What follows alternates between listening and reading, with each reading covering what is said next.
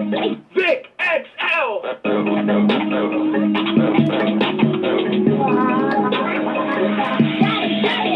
And just like that, once again, it's on. And just like that, once again, it's on. What's up, world? It's your boy Vic XL, Ridin Durty Radio Show, the Ridin Durty Podcast. We bridge the gap between hip hop and everyday life, bring you what's next right now, providing a platform for the movers and shakers of today's and tomorrow's generation. And I am your host, your boy Vic XL. One time to my whole Facebook Live crew. What's up to my man Dancing Chris in the building? Man, Facebook Live. I love you guys on Facebook Live. Y'all definitely always support. I love you, I love you, I love you. Y'all jump on here. It seems like fast as I jump on, y'all jump on. I also got to say one time for WRFG 89.3 FM, the FM radio home of the Ridin Durty Show, as well as Beat Break Radio FM.com, the internet radio home of the Ridin Durty Radio Show. And also one time for our 9+ streaming outlets who allow us to drop our interviews there for you to stream at any time you like. So go to your favorite streaming or podcast network, type in the words Ridin Durty Radio, and voila, boom, boom, boom, bam, we will be right in your face. That's right, right in your face. All right, so let's get this show started like we always do by me letting you know about our wonderful, amazing sponsors, man. I got to say one time for Dr. Juice Cleanse, all right? Dr. Juice Cleanse is an all-natural cleanser that does amazing things for your body. And when I say amazing things for your body, I mean they do things like slow down the aging process. They also help provide stress relief, gives you balanced pH systems in your body, removes mucus and toxins from your body. And you might be like, mucus and toxins from my body? Yes, there are things in your body that just lie dormant, that don't supposed to be there. Well, Dr. Juice Cleanse can help remove that from your body. Also, Dr. Juice Cleanse can help you lose up to 25 pounds in 10 days. That's right, 25 pounds in 10 days. Dr. Juice Cleanse can help you lose that weight. But you know what? Don't just take my word for it. Make sure you go visit www.drjuicecleanse.com. Find out more about this amazing product. Find out how it can help you, ask all the questions you need to ask, and become a drinker and a user of the product, and start living healthier and feeling better about your everyday life. All right? What's up to my man C-Pat? Hadn't heard from him in a long time. Definitely what's up to C-Pat, representing those Carolinas. Also, got to say one time for our wonderful sponsor, WMR Music Group. That's right, WMR Music Group. They are a marketing, promotion, and branding company that will help get your music career to the next level. They can get your videos, your music, whatever you're trying to get to the masses, whether it's to the DJs, whether it's to consumers, whether you're just trying to get from point A to point B in the music business. Well, you know what? They can help you do it. They have an amazing 6 weeks program that can help you move your music along a lot faster. You can do it by yourself. Now, I'm not saying that if you go mess with WMR Music Group, you ain't got to do no work, because in this music business, it's very, very hard work. But they can help you get from point A to point B. So definitely make sure you visit them at WMRmedia.com. Find out about their 6-week program. Find out how they can help you as an artist, and definitely show them some love. All right? Now, do me one big favor.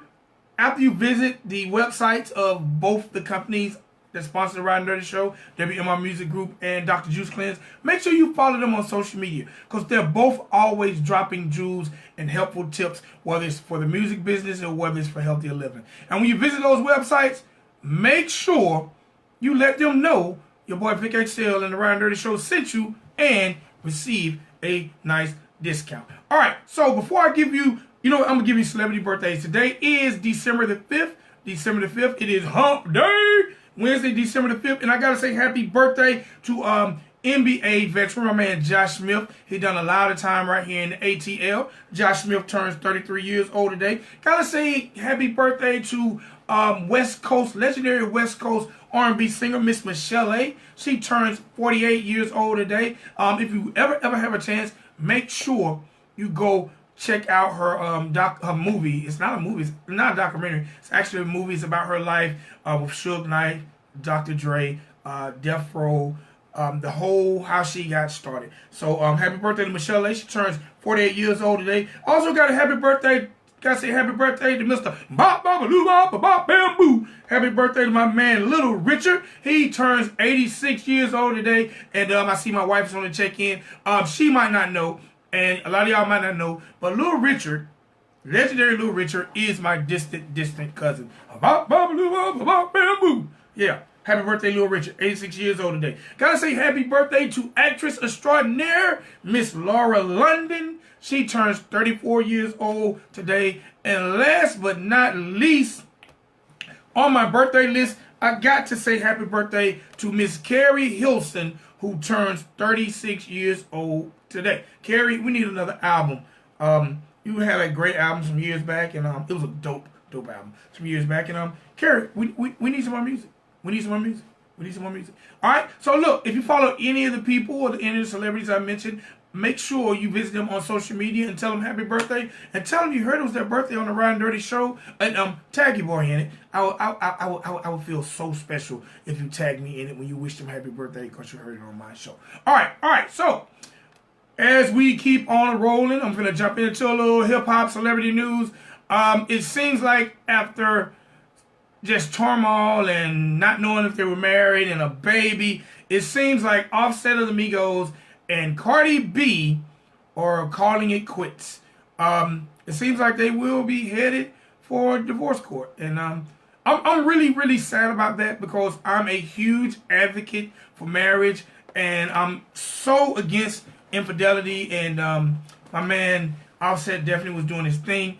I think when you get married, you should definitely thought about it a long time, and no matter what the case shall be, infidelity should not be the answer. I feel really bad for Cardi B, who it seemed like, or appeared that she was really trying to make it work, and it seemed like Offset just couldn't keep his pants up. But seems like they're headed for divorce court. Let's just keep them uplifted. I'm not gonna say let's keep them in your prayers, but let's just keep them uplifted. And my man Offset had an Instagram post saying y'all won. But that's a trip. Y'all won. But he has all these different cases of infidelity. Offset, listen, bro. This is a message from me to you. You've been on the Ridin Durty show before. Bro, no matter what the media says or do, if you're out there running around on your wife, first of all, you are a celebrity. So you run around on your wife, it's going to get back. Hell, it gets back if you're not a celebrity. But if you're a celebrity, it's definitely going to get back. Bro, the media didn't do this. The media didn't win. Matter of fact, you, Cardi B, and y'all brand new baby girl all lost. Okay? Y'all all lost. Hopefully, y'all can come to some kind of agreement, maybe work it out. Maybe you'll get some counseling about the infidelity, because I hate to see people headed to divorce court, especially on minority couples. Man, but good luck to Offset and Cardi B. Hopefully y'all work things out. But hey, first thing you got to do, Offset, is admit to yourself and your wife that you have a problem and you were wrong. Okay? You were wrong, bro. If you've been cheating on her like everybody's saying, you were wrong. All right. One time, my man Drake. Seems like Drake has took over the #1 spot. That's right, the #1 spot with over 30 Billboard charted records in 2018. How in the hell did Drake have over 30 records on the charts in 2018? Golly. My man Drake puts that work in. That's all I can say. But congratulations to Drake, man. All right, ladies and gentlemen, boys and girls, I gave y'all a little celebrity hip-hop news. Gave y'all celebrity birthdays and told you about our amazing sponsors. And I also like to let you know that today, again, is December the 5th. And today is National Bathtub Party Day. Now, you might want to like, what the hell is Bathtub Party Day? Well, this is how you observe bathtub party. Basically, get your favorite book, your favorite bath bomb, get your glass of Moscato, and let the worries of today go by relaxing in a tub and taking a hot bath. Bypass the shower and take you a hot bath, because today is December the 5th and it is National Bathtub Party Day. So splish splash, take you a bath. All right, your boy Vic XL. You know how we do it. I've gave you news. I've gave you views. I've gave you birthdays. And now it's time for me to let you know what's going on with the people making and baking and shaking. All right, so today is no different than any other day on the Ridin Durty show. So ladies and gentlemen, boys and girls, get your ear real close to your radio, your mobile device, or your computer. However you choose to listen to the show, and welcome Dr. L.A. Davis. How you doing today, Ma? Hi, good night, sir. How are you? I am doing amazing. I'm full of energy. I just ate me some Roman noodles, chicken flavor, and I'm ready to go. Okay. Okay, if that's dinner for you, then I'm happy for you. You sound great. Nice to meet you, sir. So, and thank you for having me. Oh, I'm so glad that you're on the show. Let's start off by you letting the world know where Dr. L.A. Davis is from and how did your journey to being an author begin? Okay, I am from the island of St. Thomas, United States Virgin Islands in the Caribbean. And my book started out of a very traumatizing experience as a doctoral learner. So initially when I started writing the book, I was bitter, and I said, I'm going to put this university on blast, but I did not want to put that negative energy out there, so I turned it into a beautiful story of triumph. Okay, now, without putting the university on blast, what were your issues or what were you upset about? Well, first, they lied and told me the program would cost a certain amount of money, and they told me it was going to be a certain amount of time. 3 years turned into 5.5, and a 5-digit experience turned into 6. Now, part of this is I attended an online university, but it had a brick-and-mortar campus. So I think that might have been where the issue was. And it wasn't just me, it was a lot of other people. And I had a chair that I consider to be of the devil.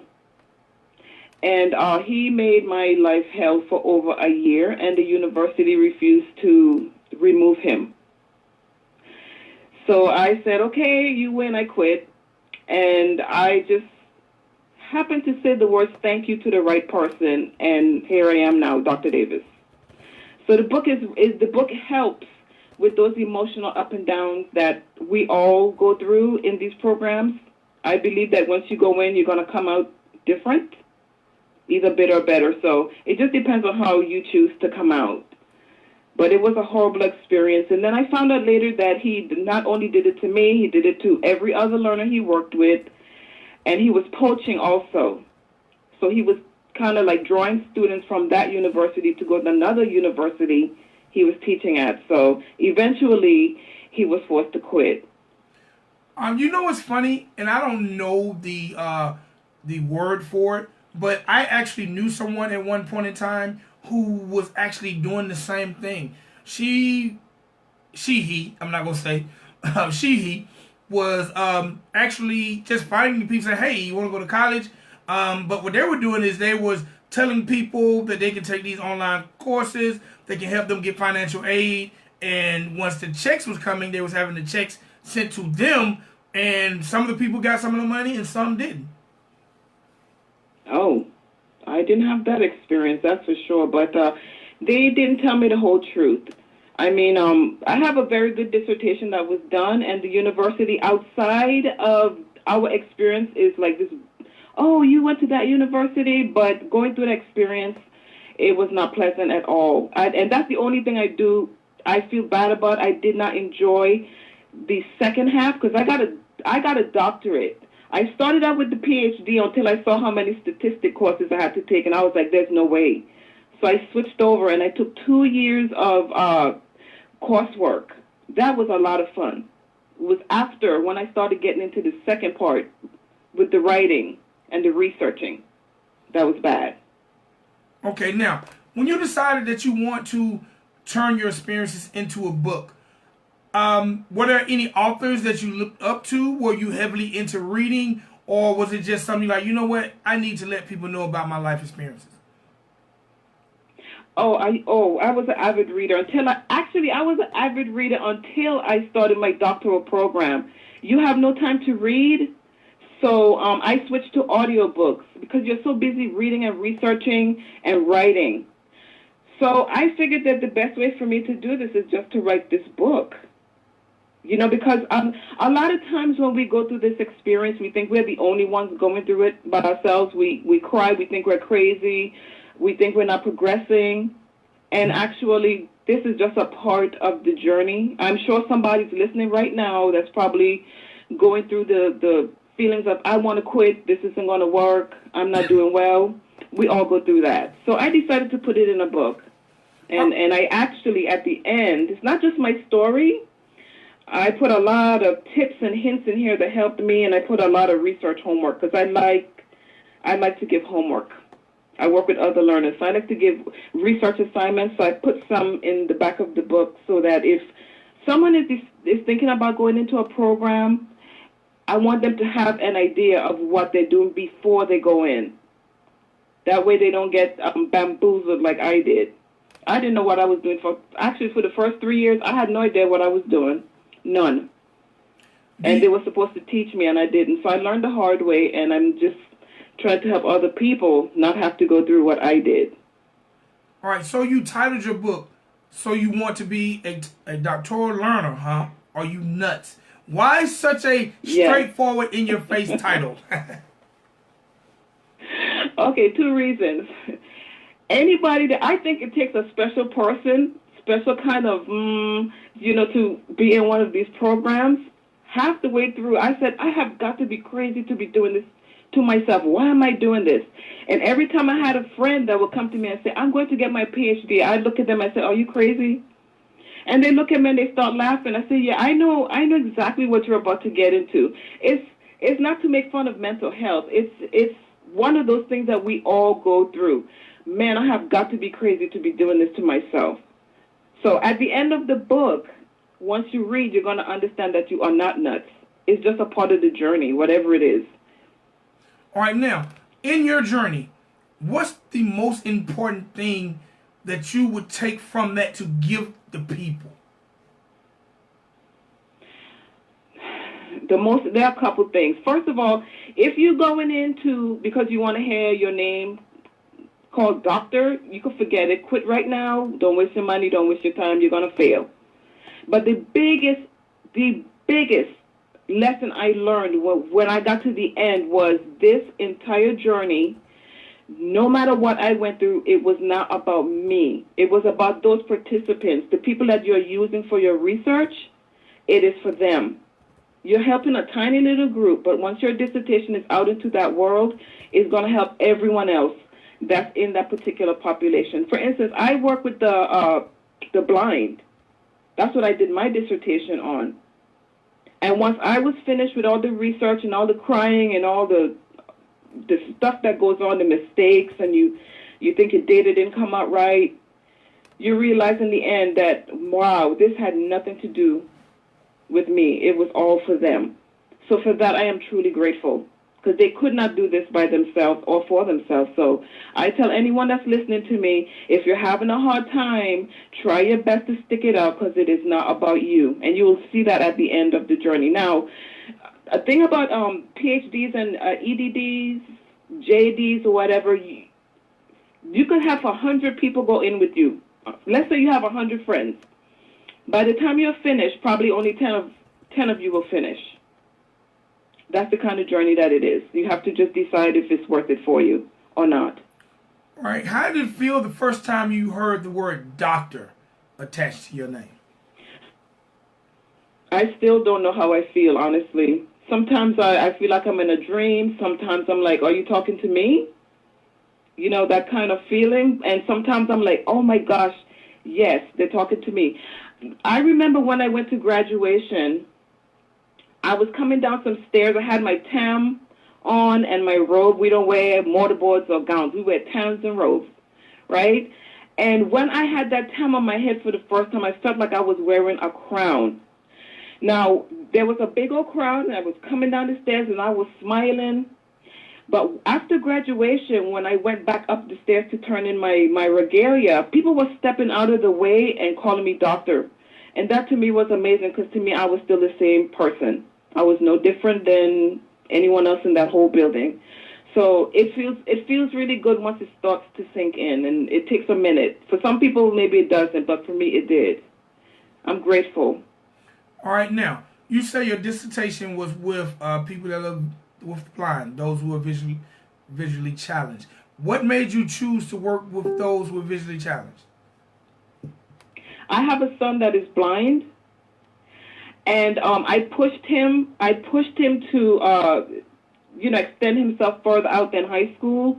He's in college, and I went to his high school graduation, and I had a question. I said, I wonder what happens to all of these students once they graduate. What happens to them? Do they go to college? Do they go home and stay on the couch for the rest of their lives? Do they go and find a job? And that was what basically my study was about. I wanted to know how blind people feel about employment. And they feel about employment the exact same way that we do, but they have to go about a different way of finding it. Now, I know a lot of them have Ph.D s, but they're working from less than minimum wage in sheltered workplaces because no one wants to hire them. So it opened up, even with my son being blind, I actually came out understanding that I was the one that was blind, because I didn't know half of the stuff that a lot of the people on the outside went through, because I was a mama bear. So whatever my son needed, I made sure he got it. But a lot of other blind people do not have that support. Okay. So it was quite an experience, very emotional experience, very. Okay, all right. Now, how long did it take you to put together these series of short stories in your book? It's actually one story, but I call it a short story because it's like, let me see. How many pages do I have in here? You might not think this is short, but to me it is 120 pages long. And I basically focus on the things that made me decide to quit my program. When you are doing research and writing, you do not have time to read. Some people may not even have the desire to touch a book. So I made sure I made it short, but it has so many tips and tricks in it that helped me that I wanted to make sure I crammed this thing as much as I could with everything I remember. I even put websites in here that will help learners find resources that they need and help them out.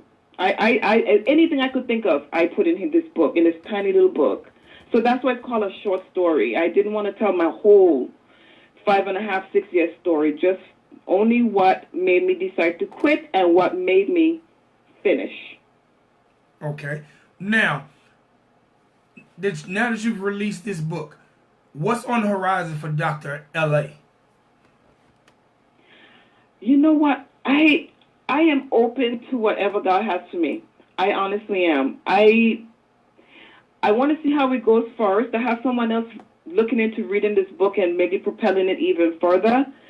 And whatever wonderful opportunities arise out of this, I will welcome it. Right now, I coach learners in qualitative methodologies to help them get through the program a little faster instead of having to suffer through like I did. And I plan on moving eventually from where I live now to Florida, because I live in Texas, and I think my time in Texas is done. So whatever comes to me, I'm open to it. I have absolutely no clue, because I haven't sat down and really thought about it much. I just graduated. Well, actually, I defended last year, but I actually officially graduated earlier this year. So I'm taking this time to just relax and do all the crazy, stupid things I didn't get to do from before, and I'm just enjoying it. 2019, I'm actually writing my second book, but that's going to be a little darker, and it won't have anything to do with school. It's going to be about the experience that I had in 2017 with that horrible hurricane season. Okay. So I'm working on that now as well, but as far as opportunities-wise, I'm just open to whatever comes. All right, when you're not writing, what do you do in your spare time? Daredevil stuff that I have no business doing. Hold on, Daredevil. You a daredevil? I have done some pretty crazy things. Yes, I have. Every year I do something to scare me. Like 1 year I jumped out of a plane in tandem. I don't think I ever want to do that again. Another year I went flying in a 4-seater. Another year I took a motorcycle lesson and got kicked out of the class. That was embarrassing, but hey, I did it. Why did you get kicked out? So every year I just try. Oh, I couldn't handle the bike. They put me in a class with men who were riding for like 20 or so years. I could not handle that bike. And then the professor, I'm saying professor, the instructor gave me a scooter. Okay, I could handle the scooter pretty good. But we got to this point where I had to learn how to swerve in between these cones. She put me in the back of this whole, like 20 people, that line, and all the professionals knocked those cones all over the place. I had to go try to figure out how to swerve, and I couldn't do it, and I got thrown out. So I had to take the walk of shame. But hey, you know what? I did it. I did it. And if I decide to go back again, I can do it again. I don't know if I want to, though. Maybe when I get a little older.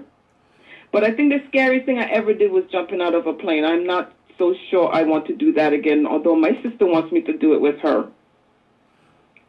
That's crazy. That's crazy. Well, you know what? It's fun. You have to do it every year. Just one thing. I think everybody should definitely get in tune with their daredevil side.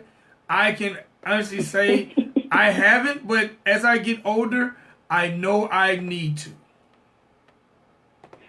You should, because as you get older, you're not as afraid to do stuff like you were when you were younger. People say that when you were little kids, like when I was growing up in the Virgin Islands, I did some stuff that if my children did it, I would want to hurt them.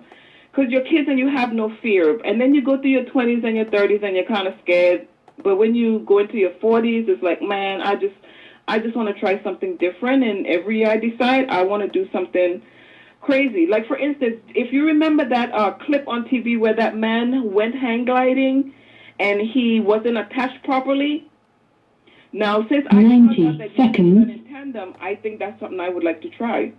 I wouldn't do it on my own. I'm not that crazy, but I think I want to do that 1 year.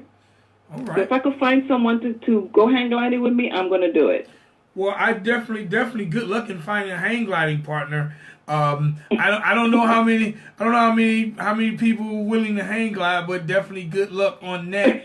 And definitely good luck as you continue to write and put out great literature.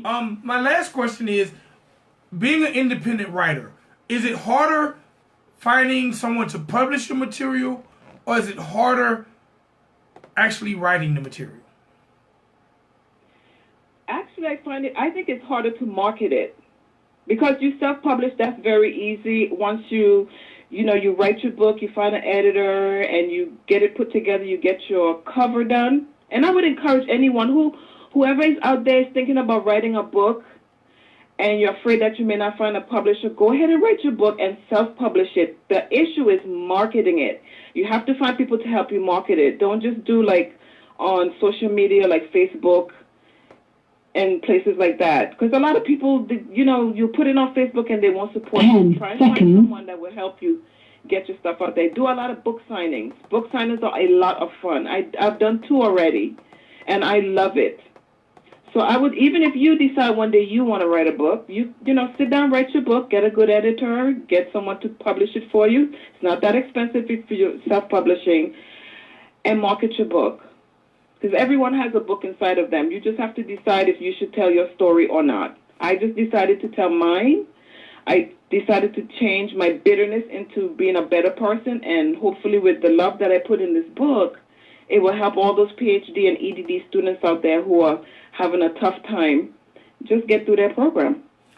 All right. Well, thank you so much for coming on the show. Before I let you go, let people know how to find the book, how to find you, whether it's on social media, website, how to get in touch with you if they have any questions about the book, and the name of the book before you get out of here.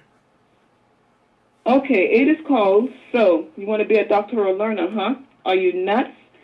And you can find me at, I'll give you my email address. It's Davis Lima Alpha Delta 2018 at gmail.com. And if they have any questions, anybody that's going for their Ph.D. or Ed.D. and they're scared or they have questions they would like to ask me, they are free to email me, and I will answer every email, even if it's a million of them. I'll answer them. And I really appreciate you having me. I am getting ready to go say goodbye to my pastor. Well, actually, the service is tomorrow, but the viewing is this evening, so I'm getting ready to go and say my goodbyes. And I appreciate you for having me, because this has cheered me up quite a bit. I was hoping it cheered you up. Last thing I got, how can people get the book? Oh, I'm sorry, Amazon.com. Okay, let them know. So you want to be a doctoral learner, huh? Are you nuts? On Amazon.com, and I have it actually in Kindle as well as the book. And if anyone wants me to sign it, they can email me, and I will tell them how to get the book signed from me. I apologize. I totally forgot. I'm having so much fun. All right. Dr. L.A. Davis, thank you for being a positive mover and shaker in our community. Definitely keep it going. Next book, definitely contact me. We'll definitely talk. And if you find a hang gliding partner, let me know, because it ain't going to be me. Okay. Thank you for having me, okay? Tell everyone good night. And drive safe to your next destination. All right, bye-bye. Bye-bye. All right, ladies and gentlemen, boys and girls, that was Dr. L.A. Davis. Y'all make sure y'all check out that book. And it's your boy Vic XL, it's Ridin Durty Show, bringing you what's next right now. We up out of here. Gone. Peace. Love somebody.